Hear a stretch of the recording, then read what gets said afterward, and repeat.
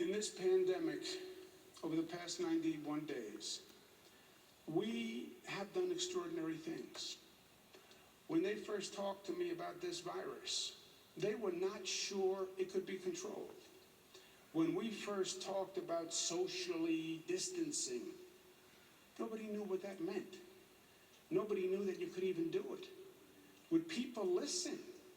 Would New Yorkers listen? Which takes the question of people to a different level, because we're New Yorkers. Could a government official, could a governor get up and say to 19 million people, we need to close down everything. We need to socially distance, 6 feet, wear masks, PPE. Could a community rise to that occasion? Could this virus be stopped? Was that curve going to continue to go up? Nobody knew. And it was all dependent on what people did, what the community did. And on top of it, New York was hit the worst. We have more cases than any state. We have more cases per capita than most countries. But because we were hit the worst, I think it brought out the best. And I think our better angels won. I think our better angels responded. And I think our better angels rose to the occasion. We helped each other. We respected each other. We protected each other. We were there one for the other.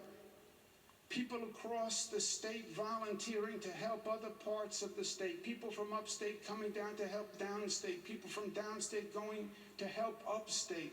People from across the country coming to help us, leaving their homes in other states to come here.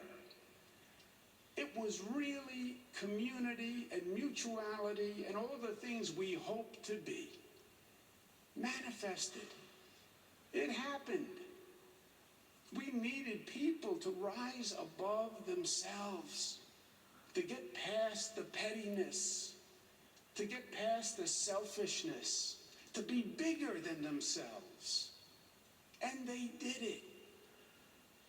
And for me, the microcosm of it, the metaphor for all of it was the frontline workers. What they did. And they are modern day heroes.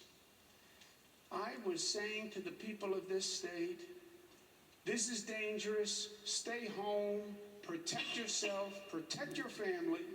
And in the same breath, I was saying to the frontline workers, not you, you have to go to work tomorrow morning. In the same breath. And I was saying to myself, what happens if they don't? What happens if they don't? What happens if the frontline workers say, this is dangerous, I'm afraid, I'm going to stay home like everybody else? What would have happened if the nurses didn't show up, and the doctors didn't show up, and the bus drivers didn't show up, and the subway conductors didn't show up, and the food delivery people didn't show up, and the pharmacists didn't show up, and the delivery women and men didn't show up? What would have happened if there was no food on the shelves? What would have happened if there was no one in the emergency room when you showed up? You want to talk about crisis. You want to talk about pain. But these frontline workers, despite the risk, because I had to highlight the risk because I needed people to stay home, so I spoke to the risk, but then despite the risk, I had to ask them, my voice speaking for all of us, please help us and go to work tomorrow. Please show up for work because it's your role, it's your duty, it's your obligation to us. And they did. And they did. I was not comfortable asking. I will tell you the God's honest truth. I knew they were putting themselves at risk. I knew it. And I don't envy any chief executive of this nation who has to order women and men to go to war. I can't imagine how that would feel. I know how I felt. Having to ask our frontline workers, I need you. I need you to show up. And they did. And they put their lives at risk to serve others.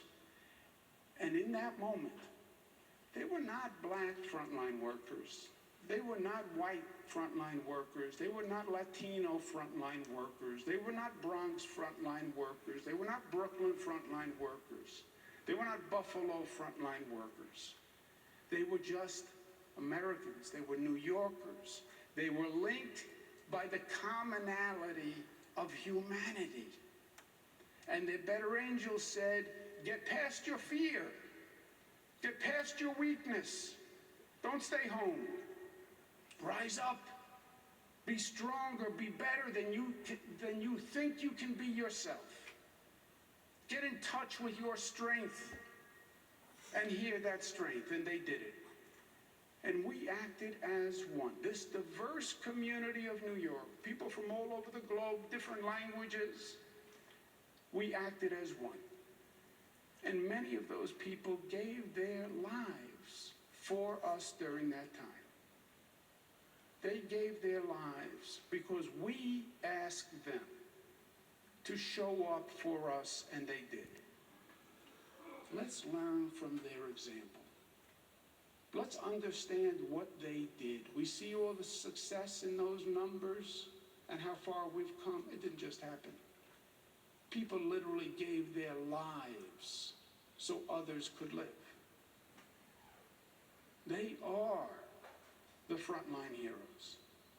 They are the ones who charged up the hill when they knew the enemy was firing.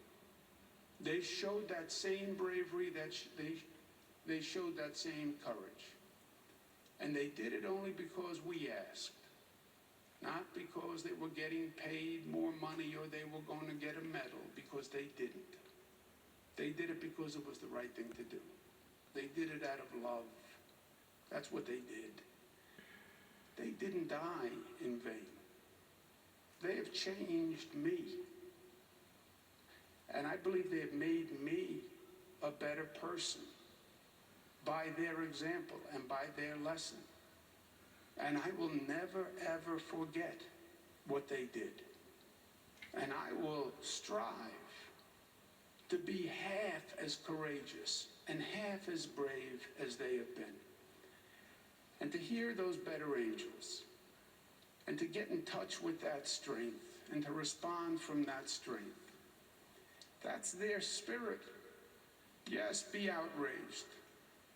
Yes, be frustrated. Demand better. Demand justice. But not violent. Not violent. Productive and smart. Act from strength, not fear. Love, not hate. And there is nothing that we can't overcome. We showed that here. We beat this damn virus. And if we're smart, we'll continue to beat it. But the way we beat this virus, we can beat the virus of racism, we can beat the virus of discrimination, we can beat the virus of inequality. If we can beat this virus, we can beat anything. Look at that strength that people showed. You can do anything with that strength. Our leaders may not be as good as the American people, and as strong as the American people, and as kind as the American people. But it's still we the people. It is still we the people. And we the people shall still overcome. They showed us the way forward.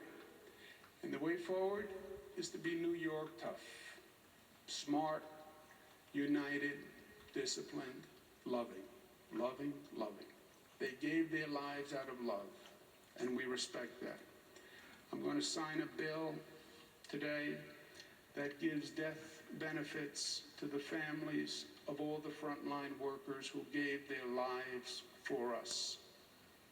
It is the least we can do to say thank you, and we honor you, and we remember you. You gave your lives for us. We will be there to support your families going forward. That's what this bill does.